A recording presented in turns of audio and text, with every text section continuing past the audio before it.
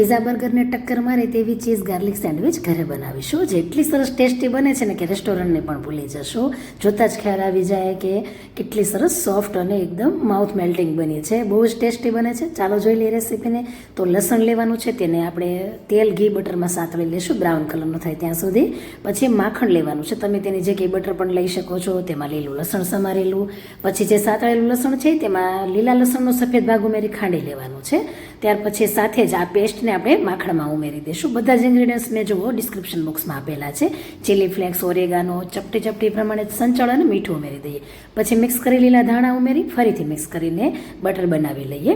ત્યાર પછી અમુક શાકભાજી લેવાના છે, તમારા મનગમતા પણ લઈ શકો છો. 1.5 કપ પ્રમાણે કોબીજ, અડધા કપ પ્રમાણે કેપ્સિકમ અને ડુંગળી છે લીલી અને સૂકી બને છે. પનીર છે ખમણેલું. ત્યાર પછી પીઝા ટોપિંગ લેશું, 1/4 કપ પ્રમાણે ઉમેરશું.